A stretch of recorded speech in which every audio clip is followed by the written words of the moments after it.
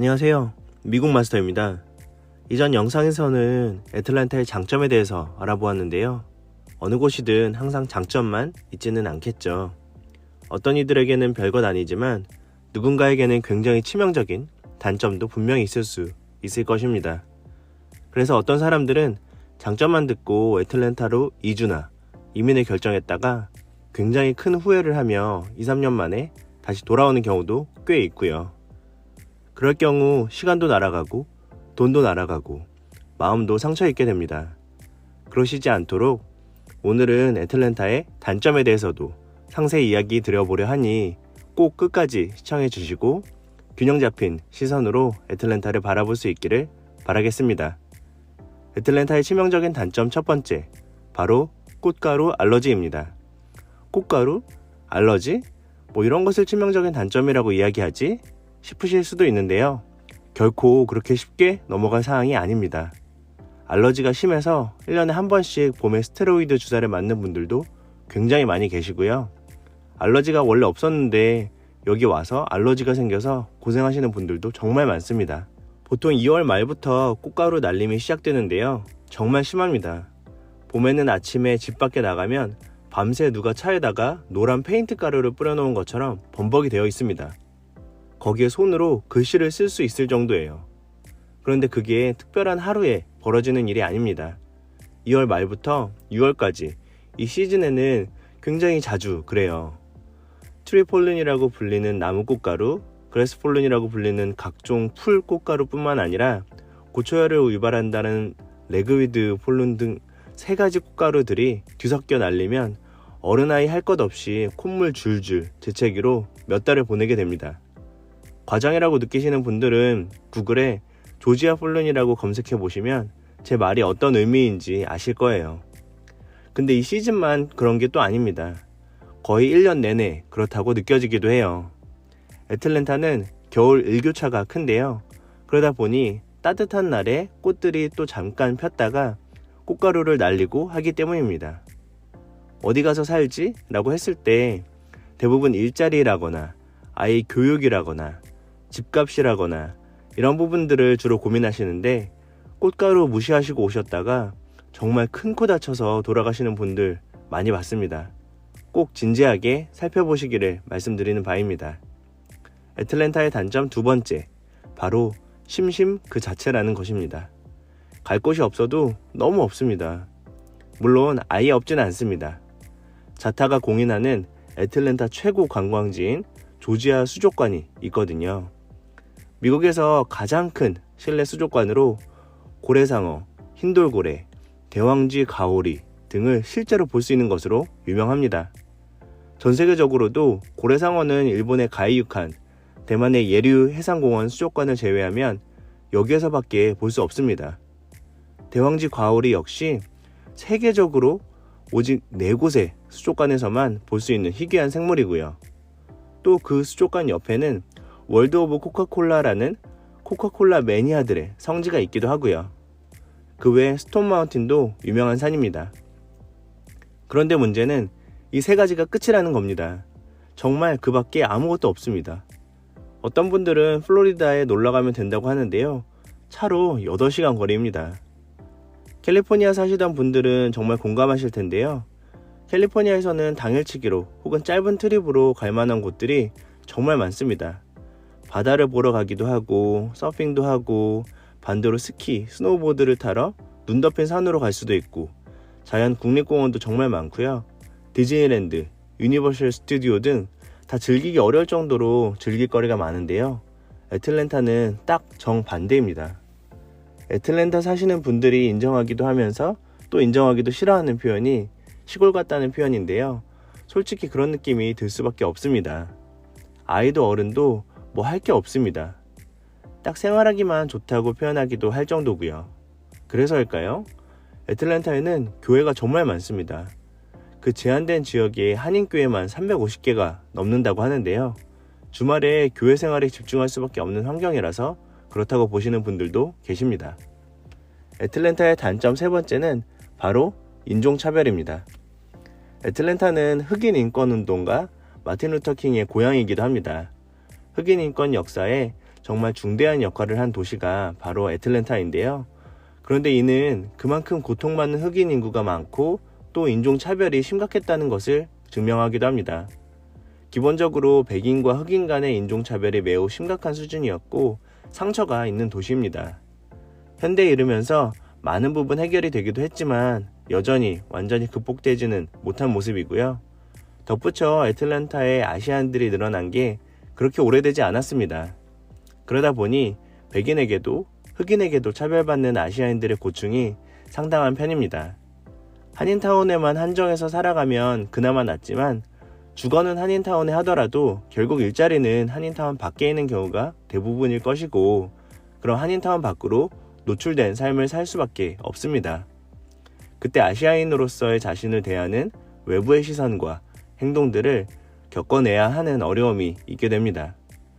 물론 모든 사람이 인종차별을 한다는 것은 결코 아니지만 애틀랜타가 인종차별이 심한 도시라는 이미지가 괜히 지금까지도 있는 게 아니라는 점을 꼭 유의하실 필요는 있을 것 같습니다. 애틀랜타의 단점 네 번째, 바로 낮은 임금과 낮지 않은 생활비입니다. 물가가 저렴하고 집값이 낮다. 이건 애틀랜타의 장점 중 하나로 소개드렸던 것이기도 해서 의아해 하시는 분들이 계실 수도 있을 것 같습니다. 그런데 이게 단점이 될 수 있는 이유는 이게 과거형이기 때문입니다. 물가가 낮긴 하지만 공산품은 오히려 더 비쌉니다. 트럭으로 날라야 하기 때문인데요. 실제로 어떤 때는 라면 한 팩이 캘리포니아에서는 3.99달러인데 조지아에서는 8.99달러가 되기도 하고 그렇습니다. 집값의 경우 예전에는 뉴욕이나 캘리포니아 같은 집이면 애틀랜타에서 학군 좋은 지역으로 해도 30만 달러면 충분했는데 이것도 이제 먼 과거 이야기가 됐습니다. 10년 전 이야기고요. 2, 3년 전부터는 40만 불에서 50만 불이 되었고 지금은 스와니, 뷰포드, 알파레타 등 한국인들이 선호하는 지역은 50만 불로는 집을 찾기 힘들 정도가 되었습니다. 물론 여전히 3, 40만 불짜리 집이 있긴 하지만 학군과는 상관없는 지역들입니다. 애틀랜타의 매력은 일단 낮은 생활비에서 나오는 것이었는데 이제 그게 예전만 못하다는 것입니다. 덧붙여 임금이 낮습니다. 애틀랜타가 속한 조지아주의 시간당 최저임금은 고작 7.25달러에 불과합니다. 이는 전국 50개 주 중 꼴찌인 수준으로 2023년에 꼴찌로 선정된 이후 2024년에도 연속으로 꼴찌로 선정되었습니다. 전국 평균 시급은 9.93달러이며 시간당 최저 시급이 가장 높은 주는 워싱턴주로 워싱턴, 매사추세츠, 캘리포니아, 코네티컷주가 시간당 최저 시급이 14달러 이상이고 오레건, 뉴욕, 뉴저지 등도 13달러 이상입니다. 조지아주는 생계 유지를 위해 최소한으로 필요한 시간당 임금이 17.64달러로 조사되었는데 실제 시급은 그 절반도 안 되는 것입니다. 애틀랜타의 단점 다섯 번째, 높은 범죄율입니다. 미국에서 총기 관련 사건이 계속 증가하는 가운데 2022년 4월 조지아주는 총기 소지를 전면 자유화하는 법안을 통과시켰습니다. 총기 소지 자체가 합법이라고 해서 범죄율이 반드시 높다고 볼 수는 없지만 심리적 위험성은 대단히 높아진다고 볼 수 있을 것입니다. 어떤 분들은 애틀랜타가 안전한 도시라고 많이들 말씀하시는데요. 그렇지 않습니다. 지난번 영상에서 소개드린 것처럼 2024년 미국에서 가장 안전한 도시, 가장 위험한 도시 조사 결과에서 애틀랜타는 미국에서 가장 위험한 도시 10위에 꼽히기도 했습니다.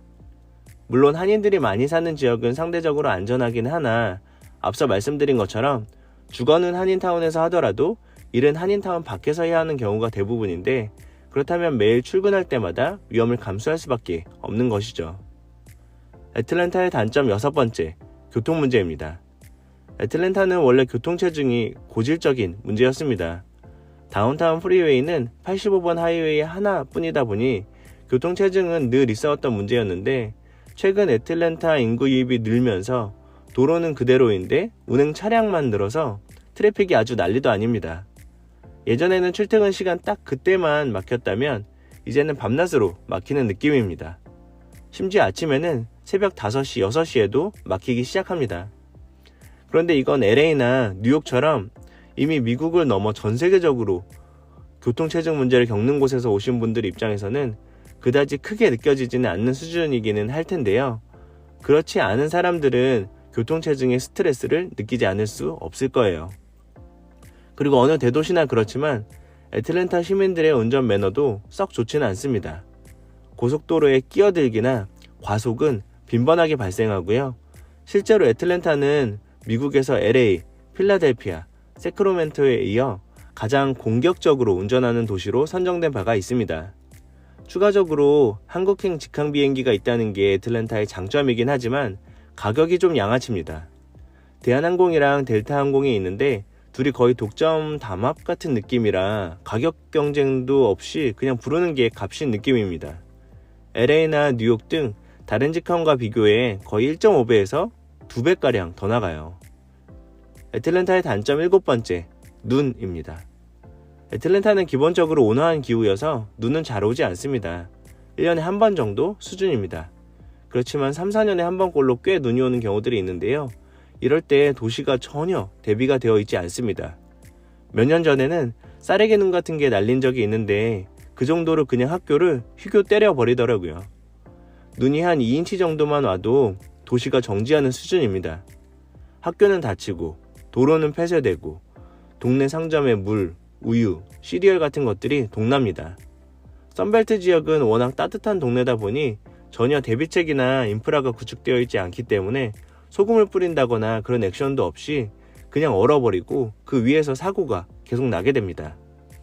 그래서 애틀랜타에서는 눈이 오면 그냥 차를 버리고 가거나 아예 나가지 않는 게 상책입니다. 실제로 2010년에 이런 일을 겪었고 바로 그 다음 해인 2011년에도 조지아텍 등 대학교는 물론 초중 고등학교 전체도 휴교령을 내렸습니다. 그런데 다시 한번 말씀드리지만 자주 일어나는 일은 아니니 치명적인 단점이라고까지 보기는 조금 어려울 것 같네요. 애틀랜타의 단점 8번째, 덥고 습한 기후입니다. 미국 동남부 지방의 특색은 온난한 아열대성 기후를 보이며 겨울에는 온화해서 눈은 거의 안 오고 여름에는 아주 더운 기후입니다. 미국 전체로 보았을 때는 습한 편에 속해서 끈적하다고 싫어하는 사람들이 꽤 있습니다. 그런데 이건 미국 기준이고 해양성 기후인 한국의 날씨와 비교하면 절대적으로 건조한 편입니다. 겨울 실내 습도계가 15%를 밑도는 경우도 있을 정도입니다. 한국의 경우 여름철 평균 습도가 60%에 육박할 뿐만 아니라 1년 중 가장 건조한 겨울에도 평균 습도가 낮아봐야 35% 전후이기 때문에 한국에서는 솔직히 절대 볼 수 없는 수치인 셈이긴 합니다. 애틀랜타는 대륙성 기후인 탓에 체감 기온이 매우 높아서 미국 내에서의 별명도 핫 그리고 애틀랜타를 합쳐서 하틀랜타로 불리곤 할 정도입니다. 코카콜라의 3D 라이더에서도 하틀란타에 온 걸 환영한다 라는 멘트가 있습니다. 햇살이 너무 뜨거워서 2월만 되면 벌써 반팔, 반바지를 입고 다니고요. 애틀랜타의 단점 9번째, 외지인에 대한 경계입니다. 지인이 애틀랜타로 이사를 갔는데 2년 가까이를 만나는 사람들마다 끊임없이 왜 여기 왔냐고 물어봤다고 합니다. 아니 살다가 이곳저곳 갈 수도 있지 왜 이렇게 계속 물어보지 싶었는데 애틀랜타가 미국 내에서 범죄자들이 숨는 도시라는 이미지가 살짝 있다고 합니다. 물론 카더라와 같은 이야기이긴 합니다만 실제로 한국에 사는 사람들이나 미국에 사는 한인들 중에서도 뭔가 사회적으로 문제를 일으키고 도피했다는 이야기를 추적해보면 애틀랜타가 나오는 경우가 꽤 있습니다. 20년 이상 애틀랜타에 사신 분들께 여쭤보니 애틀랜타가 워낙 시골 같은 느낌의 지역이라 외지인에 대해서 다소 조심스럽고 경계하는 마음이 있어서 그런 것 같다고 말씀하시는 분들도 계시더라고요. 애틀랜타의 단점 마지막 10번째, 밀도 높은 한인 문화입니다. 이건 다른 분들 전반이라기보다는 한인에 특화된 단점인데요. 애틀랜타의 한인들은 애틀랜타 전역에 고루 분포되어 살지는 않습니다. 굉장히 좁은 지역에 집중적으로 모여 사는데요. 그러다 보니 겪게 되는 아주 좋은 장점들도 많습니다. 애틀랜타 장점편에서 말씀드린 그런 장점들이죠. 그러나 그만큼 너무 좁은 커뮤니티에서 생기는 가십들이 정말 큰 문제입니다. 한국 사람들이 원래 남 얘기하기 좋아하고 다른 지역의 한인 커뮤니티도 비슷한 성향이 있긴 하지만 애틀랜타는 해당 지역 교민들도 인정할 정도로 좀 지나칩니다. 앞서 말씀드린 것처럼 이 좁은 지역의 한인교회가 350개가 넘습니다. 둘루스 하이웨이를 지나가다 보면 이 많은 한인교회들에 대체 누가 다 다닐까 싶을 정도로 한 블럭 건너 교회가 있습니다. 그리고 한인 인구 수에 비해 미디어도 지나치게 많습니다.